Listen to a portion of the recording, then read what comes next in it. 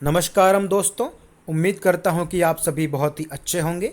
तो आज मैं लेकर आया हूँ इलेक्ट्रिकल का लेक्चर 6। टॉपिक चल रहा है इलेक्ट्रिकल सर्किट। और देखिए जो हम पढ़ रहे हैं मेथड वो है CQA मेथड से, यानी कि कॉन्सेप्चुअल क्वेश्चनिंग अप्रोच, जिसे मैं कहता हूँ चीर फाड़ मेथड, जिसमें मैं लेके आता हूँ अपने हैंड रिटन सॉल्यूशंस बहुत ही स्टेप बाय स्टेप, जिससे कुछ ही महीनों में जो इलेक्ट्रिकल के मोस्ट इंपॉर्टेंट कॉन्सेप्ट्स हैं वो कुछ ही महीनों में आपके प्रिपेयर हो जाते हैं। तो चलिए आरंभ करते हैं।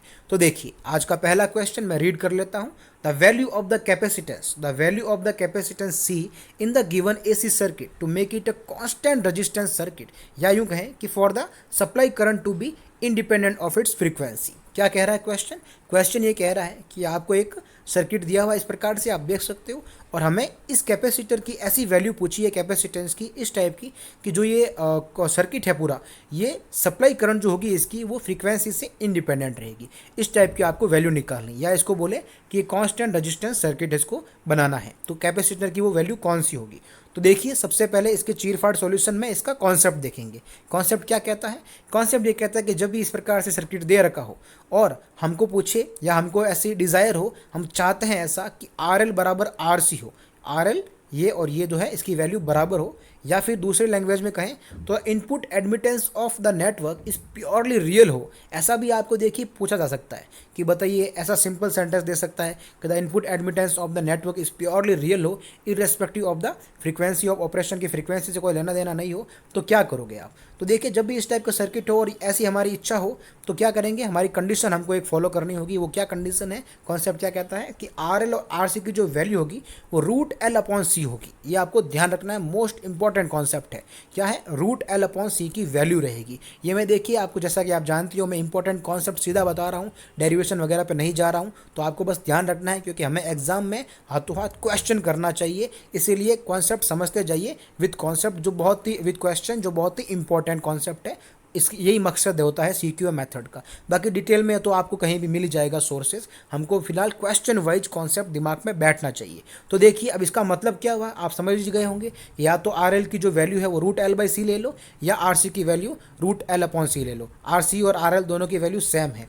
अब देखिए इसको ऐसा भी कह सकता हूँ कि C बराबर L/RL² कह दो, या C बराबर L/RC² कह दो। ये मैथमेटिक्स है। इसको मैंने अलग अलग क्यों लिखा है, क्योंकि कई बार ऐसा हो सकता है कि क्वेश्चन आ जाए कि आपको ये वाली लैंग्वेज दे दे और बोले कि बताइए कौन सा ऑप्शन सही है, तो इसमें एक ऑप्शन में ये दे देगा, दूसरा ऑप्शन में ये दे देगा, और C ऑप्शन देगा बोथ।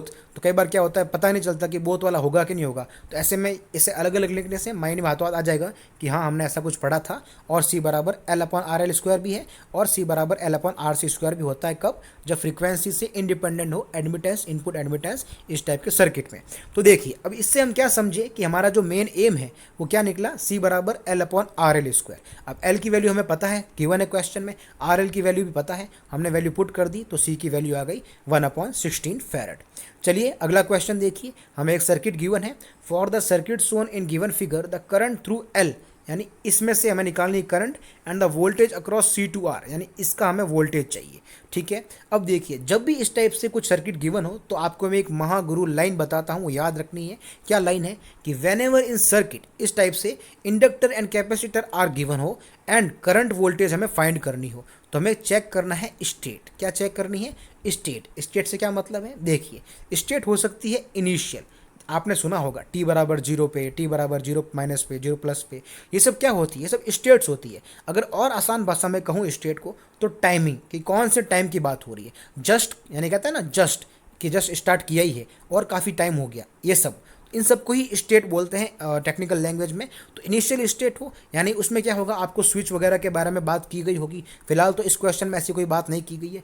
दूसरी जो स्टेट होती है वो होती है स्टेडी स्टेट, जिसको बोलते हैं कि फाइनल स्टेट, या T बराबर इनफाइनाइट आपने सुना होगा। तो वो या तो आपको खुद को बोल देगा कि आप स्टेडी स्टेट मान के चलिए, या फिर जैसा क्वेश्चन में अभी दिया हुआ है इस तरह से होगा।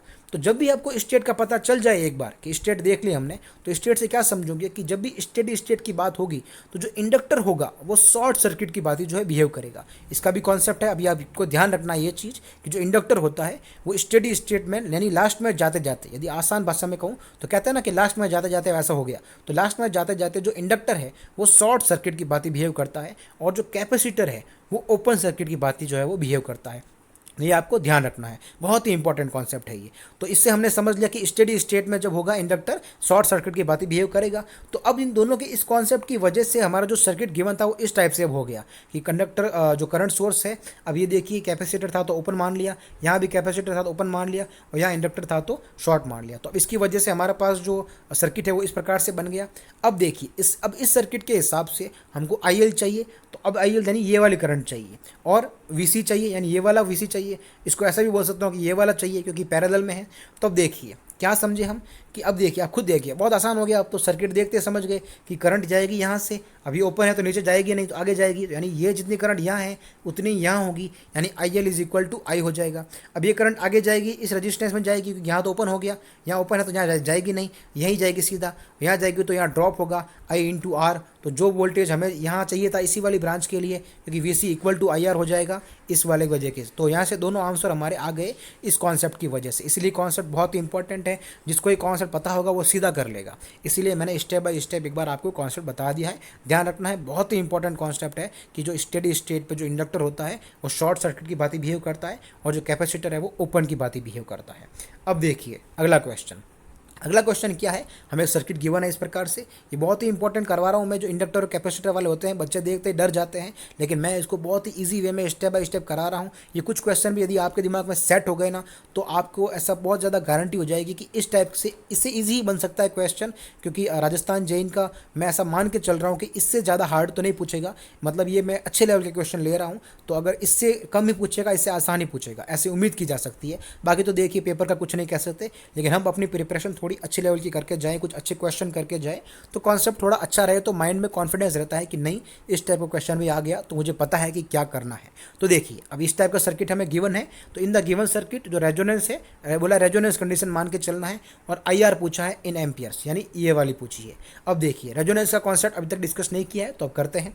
देखिए रेजोनेंस का कॉन्सेप्ट क्या कहता है। अब देखिए रेजोनेंस का कॉन्सेप्ट हम सीरीज और पैरेलल के लिए देख लेते हैं जो हमारे काम का है। रेजोनेंस वैसे बहुत बड़ा टॉपिक होता है, तो इसको टाइम भी लेता है, एक लेक्चर ले सकते हैं रेजोनेंस में, लेकिन हम इतना नहीं लेंगे। हम अपने काम की चीज़ इसमें उठाएंगे। क्या काम की चीज़ है, यदि सीरीज सर्किट गिवन हो, पहले सीरीज की बात कर लेता हूँ कॉन्सेप्ट की, रेजोनेंस की।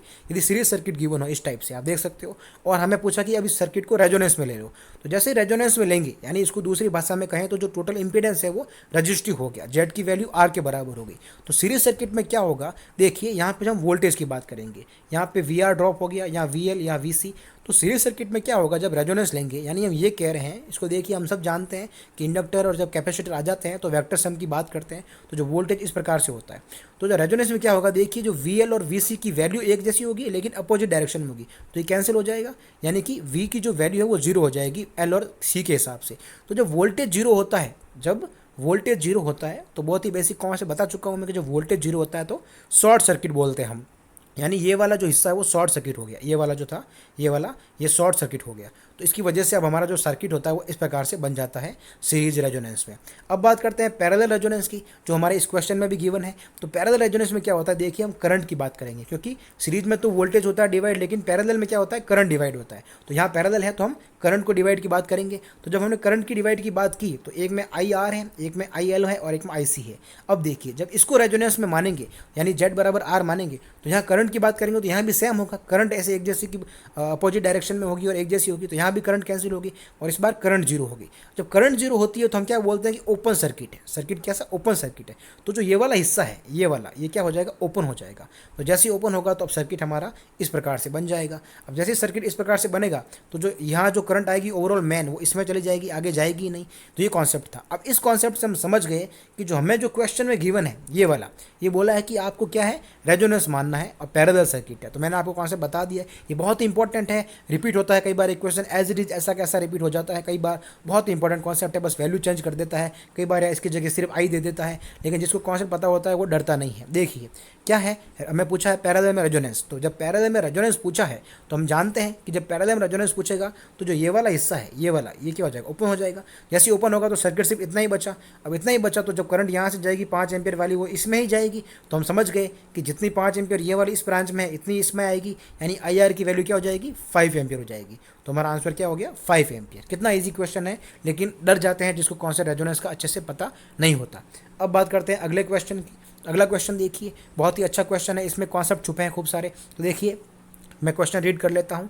Consider the following statement about the quality factor of RLC circuit. हमें क्वालिटी फैक्टर की बात कर रखी है आरएलसी सर्किट में, और 4 सेंटेंस दिए हैं, स्टेटमेंट दी है, बोला इसमें से कौन सा सही है। तो एक बार रीड कर लेते हैं क्या कह रहा है ये। तो देखिए पहले सेंटेंस में ये क्रिटिकली डैम्प्ड सर्किट की बात कर रहा है और बोल रहा है कि ये इसके हिसाब से क्वालिटी फैक्टर जो है वो 1/2 आएगा जब सर्किट कैसा हो, क्रिटिकली डैम्प्ड हो।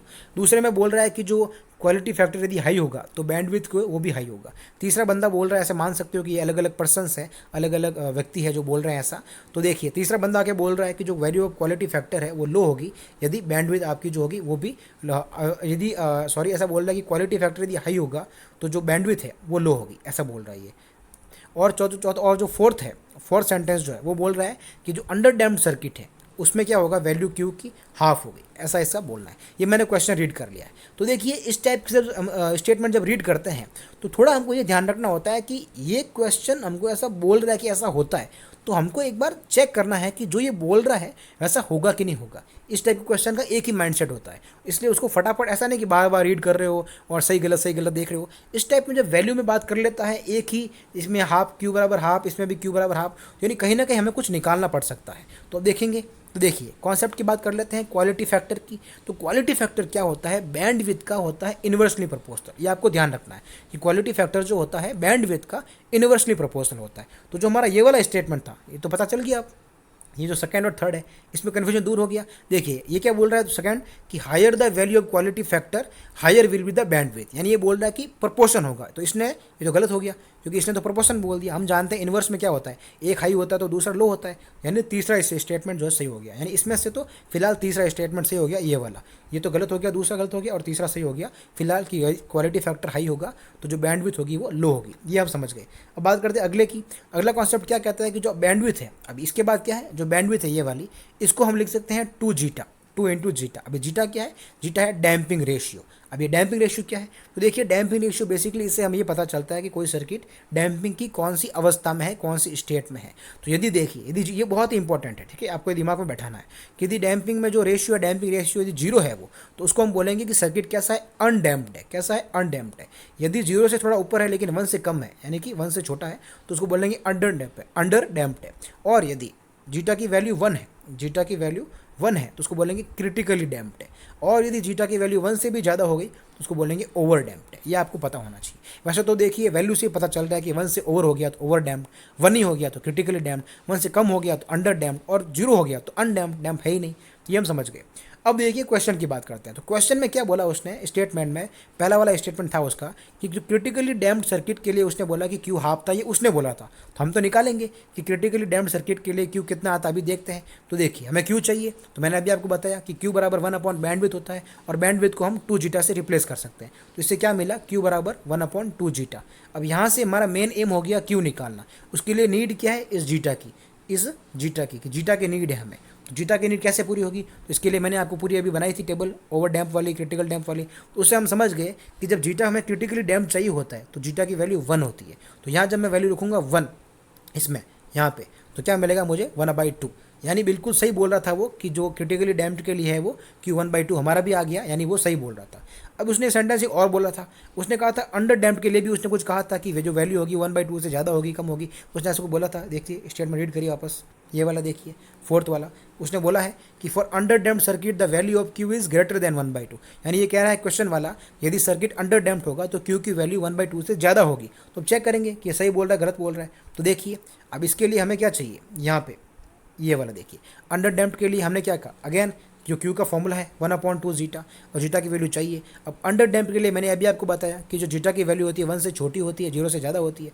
तो मैंने कुछ भी मान लिया, मैं 1/2 मान लेता हूँ। 1/2 मैंने जीटा की वैल्यू मानी, इसके अंदर पुट किया तो मुझे क्या मिला, क्यू 1 मिला, जो कि ऑफकोर्स 1/2 से ज़्यादा है। तो हम समझ गए कि वो सही कह रहा था। उसने भी कहा था कि जो वैल्यू आएगी अंडर डैम्प्ड के लिए 1/2 से ज़्यादा आएगी क्यू की वैल्यू, और हमारी भी 1 आई है तो 1/2 से ज़्यादा ही है, यानी वो सही कह रहा था। तो स्टेटमेंट 1 सही हो गई, स्टेटमेंट 4 सही हो गई, और स्टेटमेंट 3 सही हो गई। ये वाला देखिए, ये वाला स्टेटमेंट 1 सही हो गई, 4 सही होगी और 3 सही हो गई, ये वाला, यानी 1, 3 और 4, यानी डी ऑप्शन करेक्ट है इसका। तो इस प्रकार से हम क्वेश्चन जो है वो करते हैं, अच्छे अच्छे क्वेश्चन हैं। तो आई होप कि आपको चीज़ें समझ में आई होगी, आज के लेक्चर की जो कॉन्सेप्ट है वो दिमाग में सेट हुआ होगा। बहुत ही इंपॉर्टेंट कॉन्सेप्ट है, मोस्ट इंपॉर्टेंट कॉन्सेप्ट मैं डिस्कस करता हूँ CQA मेथड में, ताकि ये जो लेक्चर्स है वो बहुत ही ज़्यादा डायरेक्ट यूज़फुल हो। देखिए, ज़्यादा टाइम वेस्ट ना करते हुए जो डायरेक्ट यूज़फुल हो, एग्जाम में देखते ही आपको इस लेक्चर की जो क्वेश्चन है इस लेक्चर में जितना भी मैंने चीर फाड़ सॉल्यूशन समझाया है वो सीधा आपके एग्जाम में काम आ जाए, ऐसा जो है मेरा मकसद है लेक्चर बनाने का। तो आई होप कि आपको ये चीज़ें समझ में आ रही होगी।